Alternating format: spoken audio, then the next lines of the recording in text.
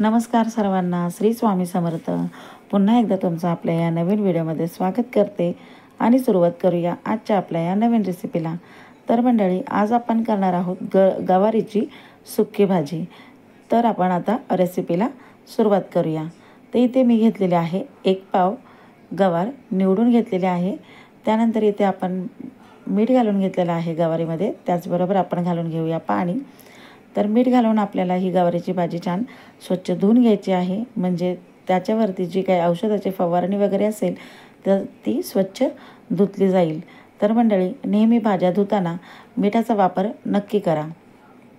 तर भाजीसाठी आपल्याला लागणार आहेत 2 मीडियम साईजचे कांदे। तर कांदे आपण छान बारीक चॉप करून घ्यायचे आहेत। तर मंडळी, आता दिवाळी आलेली आहे आणि वसुबारस हा आपला दिवाळीतला पहिला दिवस असतो। तर या दिवशी आपण सर्वजण गाईसाठी गवारीची भाजी आणि भाकरीचा नैवेद्य करतो। त्यासाठीच आज आपण इथे ही भाजी शेअर केलेली आहे। तर कांदा आपण छान बारीक चॉप करून घेतलेला आहे। त्याचबरोबर 1 मोठा टोमॅटो आपण बारीक चिरून घेऊया। तर आपली भाजीची तयारी झालेली आहे। त्या इथे आपण गॅसवरती कढई गरम करायला ठेवलेली आहे। तर प्रथम आपण शेंगदाणे भाजून घेऊया।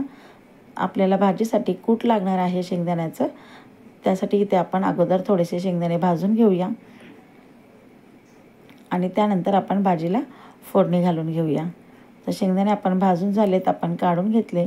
त्यानंतर इथे आपली कढई गरम आहे, तर त्यामध्ये इथे आपण तेल घालून घेऊया। 3 टेबलस्पून एवढं आपण तेल घालून घ्यायचं आहे। तेलाचं प्रमाण तुम्ही तुमच्या आवडीप्रमाणे कमी जास्त इथे करू शकता। तर तेल आपलं गरम झालं की इथे मोहरी, जिरं आणि कढीपत्त्याची फोडणी घालून घेतलेली आहे। त्याचबरोबर इथे आपण कांदा घालून घेतलेला आहे। तुम्हाला आवडत असेल तर तुम्ही इथे हिंगाचा वापरही करू शकता। तर कांदा आपण छान भाजून घ्यायचा आहे, गोल्डन ब्राऊन होईपर्यंत छान भाजून घ्यायचा आहे। कांदा भाजला की त्यामध्ये 1 पाव टीस्पून एवढी हळद घालून घेतलेली आहे। हळद आपण मिक्स करून घ्यायची आहे। त्यानंतर लगेचच इथे टोमॅटो घालून घ्यायचा आहे। तर मंडळी, ही भाजी अगदी साधी आणि सोप्या पद्धतीने आपण केलेली आहे।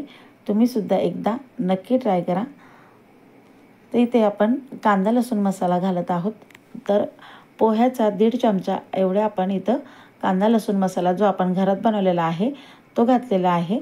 त्यानंतर इथे लगेचच गवार घालून घेतलेले आहे।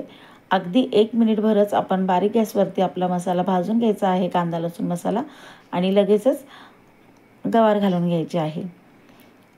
तर गवार घातल्यानंतर मसाला आपण छान मिक्स करून घ्यायचा आहे। चवीप्रमाणे मीठ घालून घ्यायचं आहे आणि व्यवस्थित आपण गवार मिक्स करून घेऊया।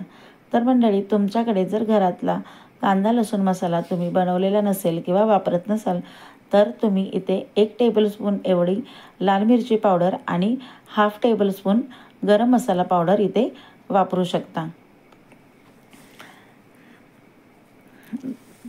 तर मिरची पावडर आणि गरम मसाला पावडर जरी घातली तरी सुद्धा भाजीला अगदी छान चव येते।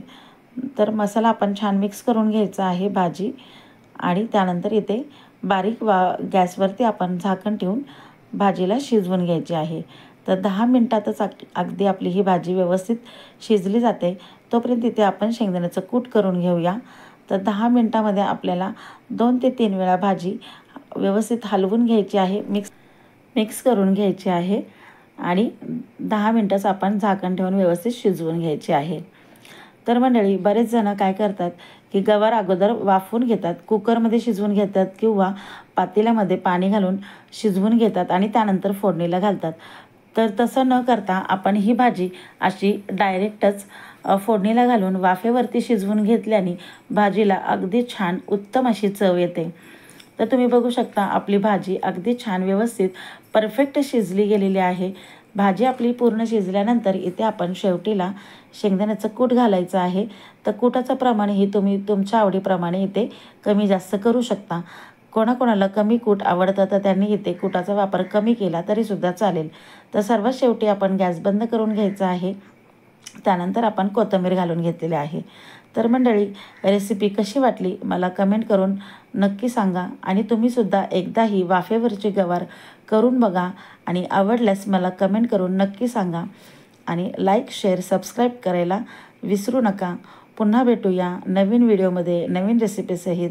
तोपर्यंत स्वतःची काळजी घ्या, स्वस्थ राहा, मस्त खा आणि मला कमेंट करून सांगायला विसरू नका. पुन्हा भेटूया. तोपर्यंत बाय बाय.